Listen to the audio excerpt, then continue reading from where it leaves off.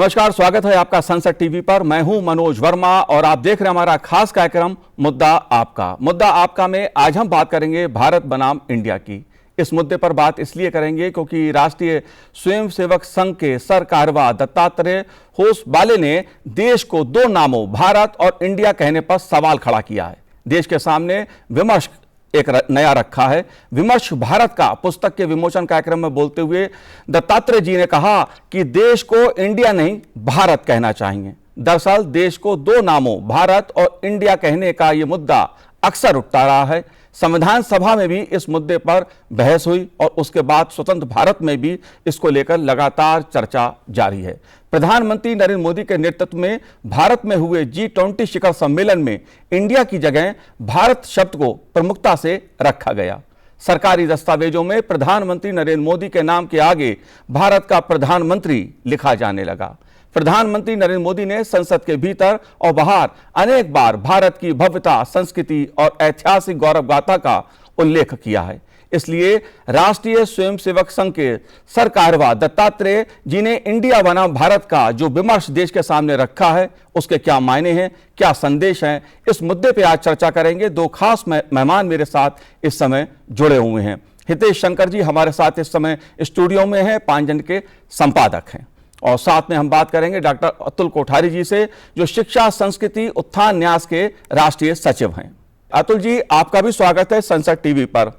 और शुरुआत अतुल जी मैं आप ही से करूंगा क्योंकि मुद्दा भारत बनाम इंडिया का है और इस मुद्दे को लेकर अक्सर चर्चा होती रही है देश में, आजादी से पहले भी और आजादी के बाद भी।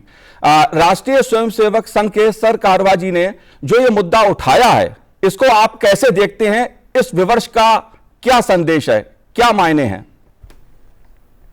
ये अत्यंत महत्वपूर्ण विषय पर चर्चा प्रारंभ हुई है और आपने जैसे कहा ये कोई नई चर्चा नहीं है, लेकिन कई भ्रम इसमें था देश में जी। पहले ये भ्रम था बहुत लोगों को कि इंग्लिश में इंडिया कहना है, बाकी अपनी भाषा में भारत कहना है। लेकिन सर्वोच्च न्यायालय ने जो चर्चा PLI की थी किसी ने, उस पर सर्वोच्च न्यायालय ने कहा कि भाई दोनों शब्द है, आप किसी भी शब्द का उपयोग कर सकते हैं, इसमें कोई आपने इंडिया शब्द उपयोग करा है, भारत ऐसा कोई आपको दुराग्रह नहीं किया है। तो एक जो ये भ्रम था टूटा है और उसको आपने जैसे कहा कि G20 में माननीय राष्ट्रपति जी ने जो विदेश से अतिथि आए थे उनको भोजन के लिए निमंत्रित किया था जी, उसमें प्रेसिडेंट ऑफ भारत लिखा था इंग्लिश में भी ऊपर। तो देश के सबसे पहले नागरिक ने ही ये भ्रम तोड़ दिया।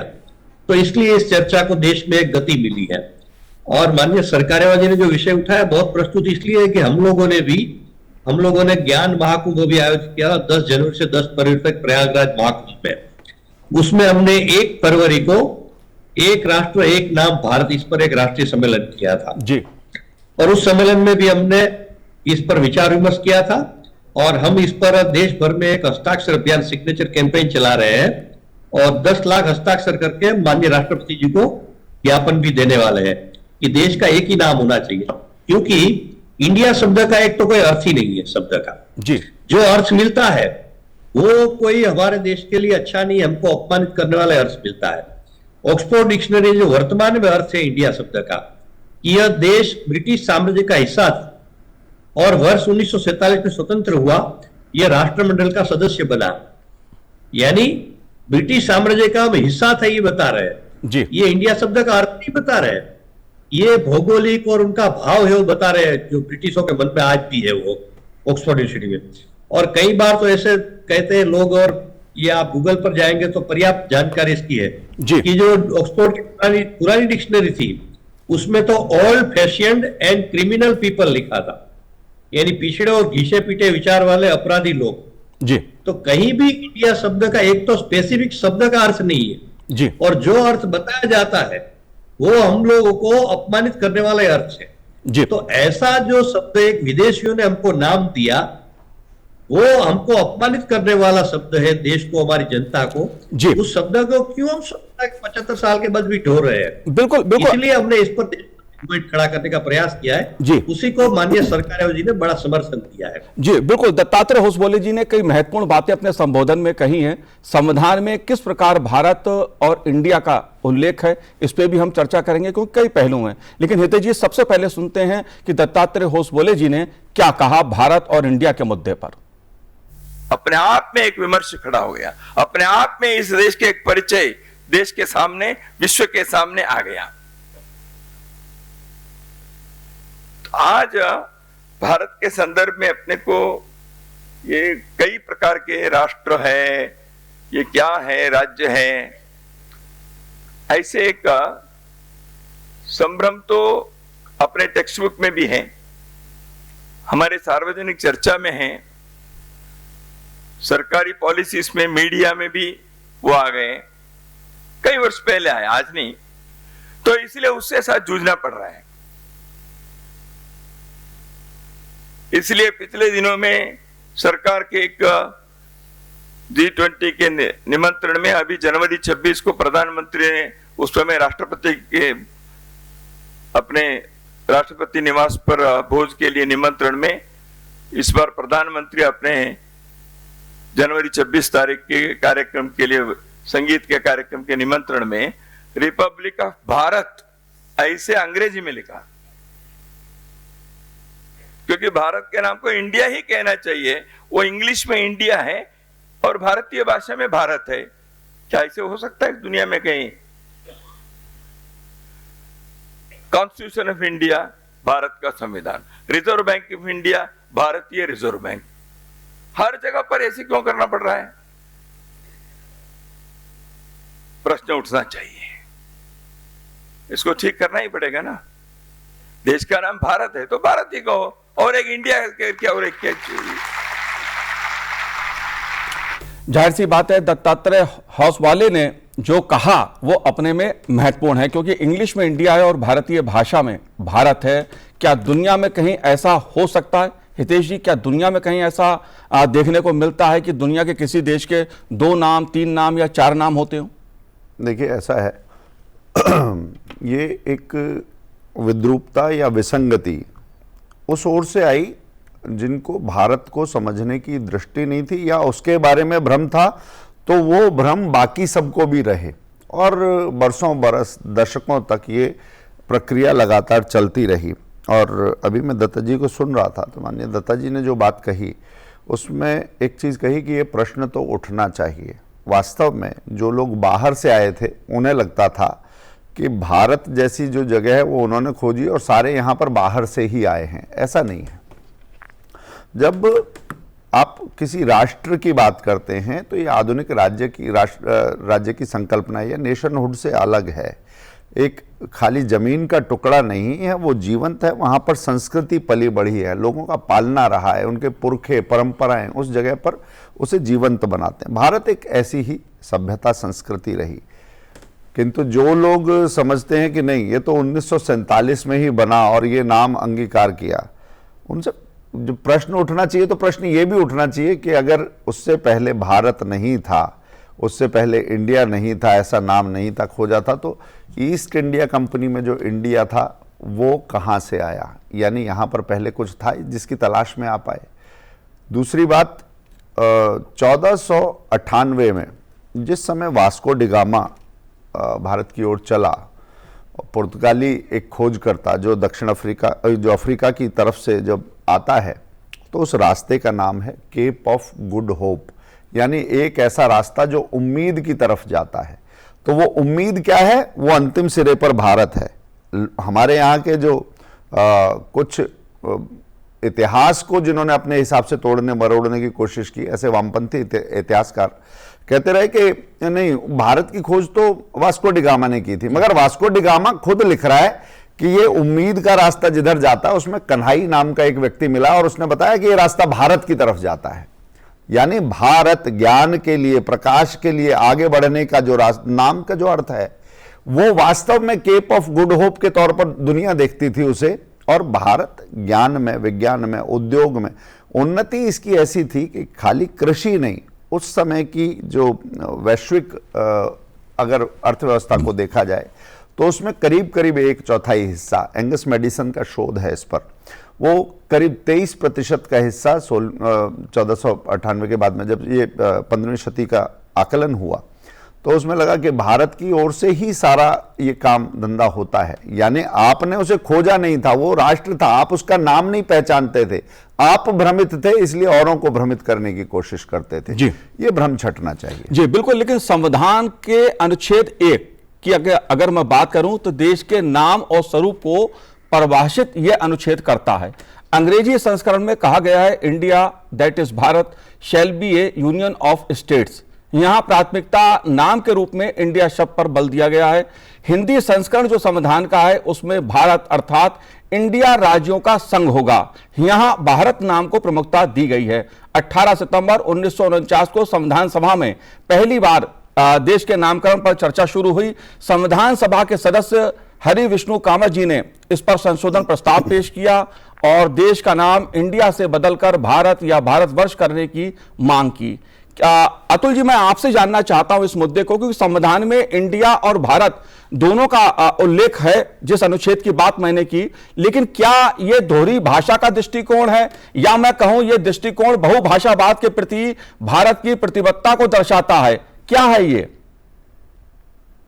देखो, पहली बात तो ये है मनोज जी की इंडिया इंग्लिश पे और बाकी भाषा में भारत, किसी व्याकरण के नियम के अनुसार किसी नाम का कभी अनुवाद नहीं होता है। जी, किसी का नाम सूर्य प्रकाश है तो अंग्रेजी में सनलाइट थोड़ा कहेंगे, तो ये बेसिकली गलत बात है।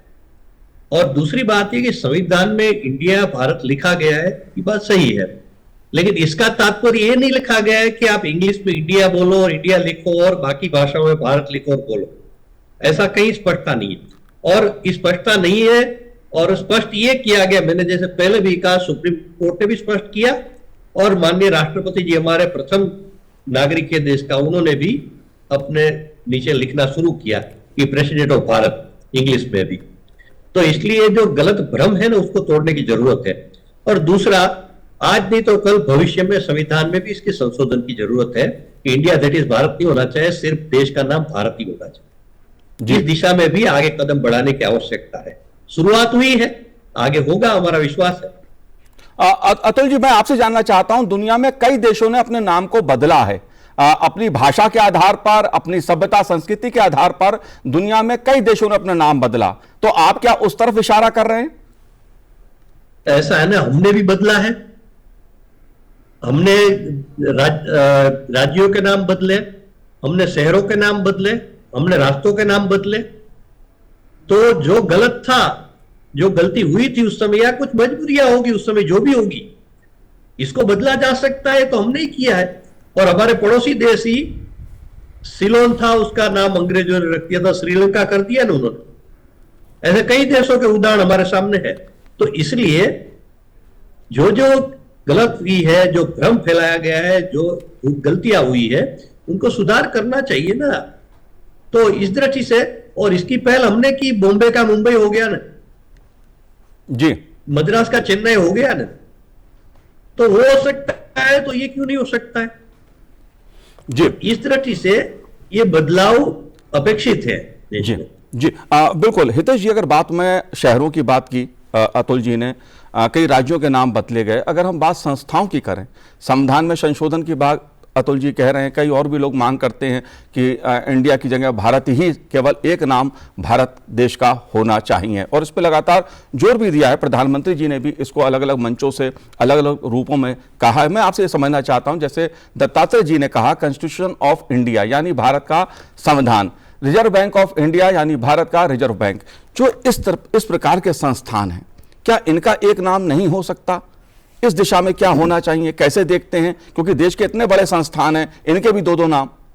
देखिए, थोड़ा मैं लाइटर साइड पर कहता हूं कि एक बड़ा विषय था, मगर भ्रमित होने की आवश्यकता नहीं है। इसी देश में, इसी देश की राजनीति में एक परिवार है, वो अपने नाम के साथ गांधी लगाने की जिद पर अड़ा हुआ है। वाड्रा दैट इज गांधी, ऐसा हो सकता है? नेहरू दैट इज गांधी, ऐसा हो सकता है क्या? होता नहीं है परंपरा से। मगर ये जिद अगर आप पालोगे और उसे संविधान पर थोपने की कोशिश करोगे तो उसका परिष्कार किसी ना किसी समय तो होगा, क्योंकि उसके पीछे कोई तार्किक आधार नहीं है। संविधान, हमारे देश के जो संविधान नीति निर्माता थे, उन्होंने इस संविधान में ऐसी गुंजाइश रखी है कि वो अधिकतम इस राष्ट्र को अभिव्यक्त कर सके। उसके प्रतीकों की बात करें, उसके चिन्हों की बात करें, उसका पूरी तरह से प्रकाशन नहीं किया जाता था कि इस देश का पूरा संविधान लोगों के सामने ना आए, उसकी संस्कृति सामने ना आए, और इस तरह की विसंगतियां, विद्रूपताएं छोड़ दी गई थी।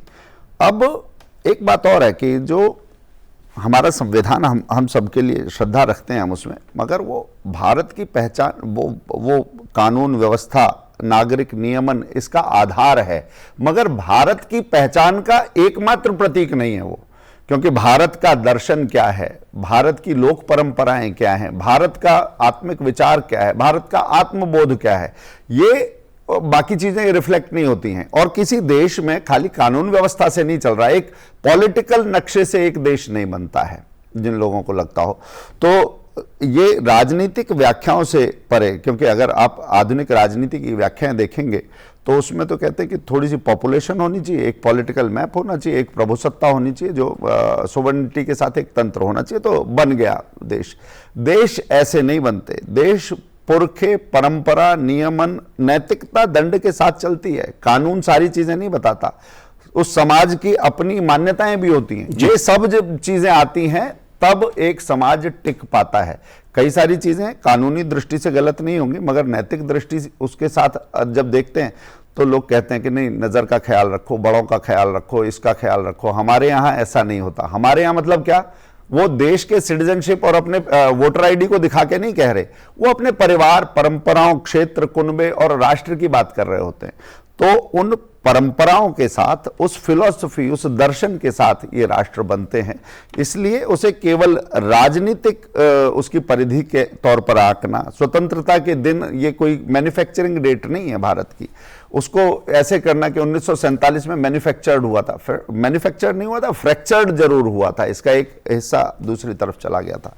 ये चीजें समझनी होंगी। और वास्तव में भारत को बाहर वालों ने किस नजर से देखा, मगर हम इसे औपनिवेशिक नजर से या केवल राजनीतिक नजर से नहीं देख सकते, अगर हम इसे समग्रता में, उस संस्कृति में रच बस के देखना चाहते हैं तो। जी अतुल जी, मैं आपसे समझना चाहता हूं, क्योंकि आप लंबे समय से भारतीय भाषाओं को लेकर आंदोलन भी करते रहे हैं, संघर्ष भी करते रहे हैं, ताकि ये आम व्यक्ति की जवान बने और इनको इनका अधिकार मिले। मेरा सवाल इससे है, क्योंकि कुछ लोग इंडिया और भारत के साथ साथ अगर किसी और भाषा में भी देश का नाम लिया जाए तो उसको भी बहुभाषावाद से, विविधताओं वाले देश में भाषा के नजरिए से देखते हैं कि कोई बात नहीं, अगर 2 नाम 3 नाम हो सकते हैं तो हो जाने दीजिए। यह भारत की भाषा, बहुभाषाओं के प्रति प्रतिबद्धता को दर्शाता है। सम्मान के नजरिए से देखिए, इस पहलू को आप कैसे देखते हैं? नहीं, इसमें बहुभाषावाद का विषय ही नहीं जी। ये विषय ये है कि हमारे यहाँ कोई भी नाम होता है तो उसका एक अर्थ होता है। आपका मनोज जी नाम है तो आपका अर्थ है, हितेश जी का नाम का कोई अर्थ है, मेरा नाम अतुल है तो उसका कोई अर्थ है। बिना अर्थ कोई नाम हमारे यहाँ होता नहीं। और ये शब्द ऐसा है कि जिसका कोई अर्थ नहीं है और वो अपनी वजह से एक दास्तां दिखाता है, हमको हमेशा याद दिलाता है। और आज भी मैंने कहा ऑक्सफोर्ड की डिक्शनरी में लिखा है, वो उसी याद दिलाता है। तो प्रश्न उसका है, प्रश्न बहुभाषावाद का नहीं है। बहुभाषावाद तो हमने ही भारतीय भाषा शब्द को देश भर में प्रचलित किया, आगे बढ़ाया जी, कि भाई सभी भारतीय भाषाएं एक है, एक साथ मिलकर काम करे, एक दूसरे के सहयोग से काम करे। तो हमने किसी एक भाषा की बात नहीं की। देश भर में जो हमने आंदोलन खड़ा किया है भाषा का, वो हमने सभी भारतीय भाषाओं के लिए कहा है, हमने किसी एक भाषा की बात नहीं की। तो बहुभाषा की बात वो अलग विषय है और ये नाम का विषय दोनों अलग विषय है। जी। जो 2 नाम किसी देश का होगा वो हो सकता है दूसरे किसी देश का नाम, लेकिन जो नाम हमको अपमानित करने वाला है, जो औपनिवेशिक दास्तां की निशानी दिखा रहा है हमको, हमेशा हमारे को नीचा दिखाने वाली बात होती है, इसको बदलने की बात। और दूसरी बात ये कि संविधान के प्रति पूरी श्रद्धा रखते हुए मैं कहता हूं जी कि विषय इसमें संविधान का नहीं है। मैं कहता हूं कि संविधान ने तो नहीं कहा है कि भाई आप कोई भी भाषा में बोलो। आज तो लोग ऐसे आगे बढ़ गया कि अपनी भी भाषाओं में इंडिया बोलने लगे। तो विषय यह है कि लोगों के मन में जो भ्रम है वो पहले दूर करने की जरूरत है कि भाई संविधान नहीं कहता है कि कोई कानून नहीं कहता है कि आपको इंग्लिश में इंडिया लिखना है और इंडिया बोलना है। तो पहले जो लोगों में भ्रम है ना, हमारा पहला टारगेट ये है कि लोगों के भ्रम को दूर करो और लोग समझे कि भाई हमने कौन सा नाम बोलना है। हम किसी को थोपना भी नहीं चाहते, हम तो लोगों को बता रहे हैं कि भाई ये परिस्थिति है, ये नाम है, इसका अर्थ है या अर्थ नहीं है, तो क्या उपयोग करना है विचार करिए। भारत शब्द का एक बड़ा अर्थ है, इतिहास ने भी कहा कि भा यानी प्रकाश यानी ज्ञान का प्रतीक है, और रत यानी प्रवृत्त, जो ज्ञान में प्रवृत्त है, ऐसा देश भारत है, उसके हम रहवासी हैं। तो ये क्या भाव जन्म होता है हमारे मन में भारत बोलते ही, और इंडिया बोलते ही क्या भाव आता है कि हम तो अंग्रेजों की दास्ता के नीचे थे, गुलाम थे, राष्ट्रकुल के मेंबर है आज भी। ये सब हमारे दिमाग में भरा जाता है, आता है जी। तो ये बात जनता में जागरूक करना है, जनता में समझ विकसित करना है कि जब माननीय राष्ट्रपति जी, माननीय प्रधानमंत्री जी भी इंग्लिश में भी भारत शब्द का प्रयोग कर उपयोग कर रहे हैं, तो हमको क्या आपत्ति है। हर स्तर पर करना पड़ेगा। मैं आपको बताऊं कि हमारे इस अभियान हमने शुरू किया और आज मध्य प्रदेश के 6 विश्वविद्यालयों ने प्रस्ताव पारित किया अपनी कार्यकारी परिषद में कि हम लोग किसी भी भाषा में लिखेंगे, बोलेंगे तो भारत शब्द का ही प्रयोग करेंगे जी। इंदौर नगर निगम ने भी इसका प्रस्ताव पारित कर दिया है। तो इस प्रकार इस अभियान जो हमने शुरू किया है उसका देश भर में धीरे धीरे परिणाम प्रारंभ हो गया है, और मुझे विश्वास है कि जनता में सही बात जाएगी, जनता में सही जागरूकता लाने का प्रयास किया जाएगा तो बदल जाएगा। संविधान में बदलना नहीं बदलना आगे की बात है, वो राजनेता विचार करें जी। लेकिन हम जनता की दृष्टि से बात करें, जनता बदल देगी अपना जी। इस दिशा में प्रयास के लिए देशव्यापी अभियान आगे बढ़ाने के हमने प्रयास प्रारंभ किए जी। और यही भारत का विमर्श भी है कि देश भारतीयता के नजरिए से खुद को ढाले, खुद को आगे बढ़ाए। लेकिन एक सवाल हितेश जी उठता है अक्सर कि भाई सवाल सिर्फ नाम का है क्या? बात सिर्फ इसलिए कि नाम बदल दो या नाम ये रहने दो। मैं इसलिए पूछ रहा हूं क्योंकि मेरा व्यक्तिगत मानना यह है कि किसी का जो नाम होता है उसके पीछे अपना महत्व होता है। जैसा आप दोनों ने कहा, उसके पीछे उसकी सभ्यता, संस्कृति और ऐतिहासिक जो घटनाक्रम होते हैं वो सारे महत्वपूर्ण होते हैं। लेकिन सवाल सिर्फ नाम का नहीं, नाम में छिपी राष्ट्रीयता, आत्मीयता का है या सिर्फ नाम का है? बहुत गहरा प्रश्न है ये मनोज जी।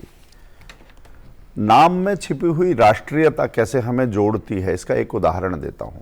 आपने कहा कि एक तो खंड खंड देखने की मानसिकता या औपनिवेशवाद के चश्मे से खुद को देखने की मानसिकता। इस देश में एक जगह है कन्याकुमारी, आखिरी छोर है भारत का जी। कन्याकुमारी का अर्थ क्या है? कन्याकुमारी वो जगह है जहां माँ गौरा जब शिव का वर्ण करना है इसके लिए अपर्णा हो गई, यानी कि पहले खाना पीना छोड़ा, बाद में पत्ते जो गिरे हुए हैं वो खाना शुरू किया। अपर्णा का अर्थ, नाम की बात हम कर रहे हैं तो नाम पे ही जाते हैं। तो जब वो पत्ता भी नहीं खाना, तो जब अपर्णा हो गई तो वो कन्याकुमारी जब तपस्या करती है तो वो कन्याकुमारी बिल्कुल सुदूर दक्षिण में है, मगर उसे वर्ण किसका करना है? उसे कैलाशपति का करना है, जो नितांत आपको उत्तर में दिखाई देगा। तो उत्तर से दक्षिण तक इस देश को बांटने वाली जो दृष्टि है वो इन नामों को नहीं समझती कि उसके पीछे क्या सांस्कृतिक महत्व है, उसके पीछे क्या विवेचना है। मगर ये हमें देखना पड़ेगा। हमारा देश इसी तरह से गुथा और बुना हुआ है, हम सबके नामों के अर्थ हैं। और देश का नाम हम अंग्रेजी में भी भारत लिखेंगे, ये तो एक बहुत अच्छी बात ही है, मगर हम सब अपने हस्ताक्षर तक में क्या हम देशी भाषाओं का उपयोग कर रहे हैं? मैं हिंदी की या किसी भाषा की बात नहीं कर रहा। मलयाली है, वो मलयाली में लिख रहा है क्या? पंजाबी व्यक्ति पंजाबी में लिख रहा है क्या? संविधान मना नहीं करता, मगर अंग्रेजी का जो चश्मा है वो ऐसा चढ़ा है कि नहीं, इंडिया बोलेंगे, दस्तखत भी अंग्रेजी में करेंगे, नहीं आएगा उसे खास बनावट के साथ करेंगे। तो असल चीज नजर ठीक है, मगर नजरिया ठीक करने की बात है। दृष्टि दोष है, दृष्टिकोण ठीक करिए। भारत आपकी नजर में जो जाले हैं वो झाड़ देगा, क्योंकि इस नाम में अर्थ छिपा हुआ है। जी अतुल जी, एक तर्क और दिया जाता है, जो लोग इसकी वकालत करते हैं दोनों नामों की, वो कहते हैं अंतरराष्ट्रीय स्तर पर भारत की पहचान इंडिया से है। इस पहलू को आप कैसे देखते हैं? आपने जन भागीदारी की बात की, लोगों के दृष्टिकोण की बात की, यह विमर्श अंतरराष्ट्रीय स्तर पर कैसे बने? कौन बनाएगा इसको? ऐसा है कि जब हम तैयार हो जाएंगे बदलने के लिए तो बाकी लोग तो, हमने इंडिया शब्द दिया ना, तब तो दुनिया में इंडिया शब्द गया है, हमने उसको स्वीकार किया तभी तो दुनिया भर में इंडिया शब्द गया है। हम भारत शब्द स्वीकार करेंगे, दुनिया भर में भाषा भारत शब्द चला जाएगा जी। तो इसलिए शब्दों के अर्थ होते हैं, अर्थों के भाव होते हैं, उसके आधार पर दुनिया की रचनाएं होती है। तो इसलिए शब्द का महत्व कम नहीं हो जाता है। तो इस दृष्टि से ये भारत शब्द को हमने पुनर्स्थापित करना चाहिए। और जब भारत, मैंने कहा कि क्या भाव निकलता है, शब्द का अर्थ है, इससे आधार पर क्या भाव मन में आता है, ये इतना महत्व है ना जी। कि एक भारत बोलते ही आज हम कहते हैं कि देश में फिर से भारतीय ज्ञान परंपरा स्थापित करना है। तो भारत की ज्ञान परंपरा है हजारों साल की, उसको स्थापित करने की बात करते हैं। जब इंडिया की बात करें तो इंडिया तो एक 200 साल का शब्द है जी। बिल्कुल, उनकी तो कोई ज्ञान परंपरा है ही नहीं हो, तो ज्ञान परंपरा समाप्त हो गई इंडिया शब्द आया तो। जी बिल्कुल अतुल जी, बिल्कुल अतुल जी, चाहे बात राष्ट्र की हो या अंतर्राष्ट्रीय स्तर की, इसकी पहल भारत के लोगों को ही करनी पड़ेगी, क्योंकि यह सवाल भारत का है, भारत की संस्कृति का। हितेश जी, एक संक्षिप्त में उत्तर आपसे, क्योंकि अगर बात मैं अपने धर्म ग्रंथों की करूं, वेदों की, उपनिषदों की, महाभारत की या विष्णु पुराण की, उसमें भारत का जिक्र मिलता है, लेकिन कहीं भी इंडिया शब्द का जिक्र कहीं देखने को या सुनने को नहीं मिलता है। इस पहलू को आप कैसे देखते हैं, बहुत संक्षेप?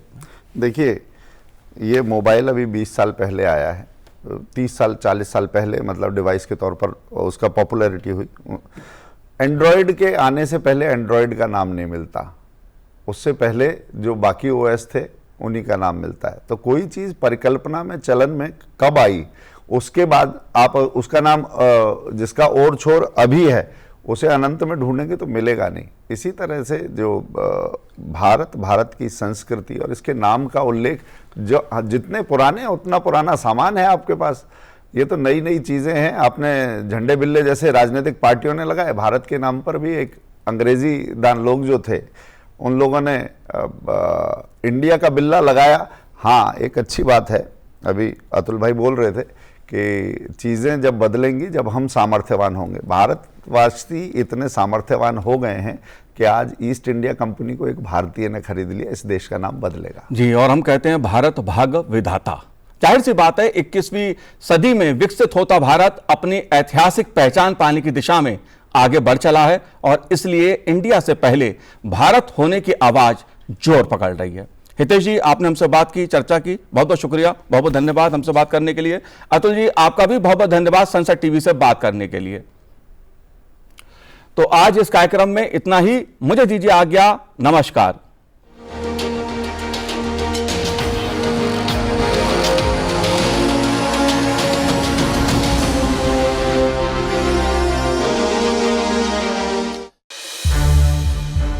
सनसेट टीवी के और भी प्रोग्राम्स देखने के लिए सब्सक्राइब करें हमारा YouTube चैनल, और हाँ, इन्हें लाइक और शेयर करना ना भूलें।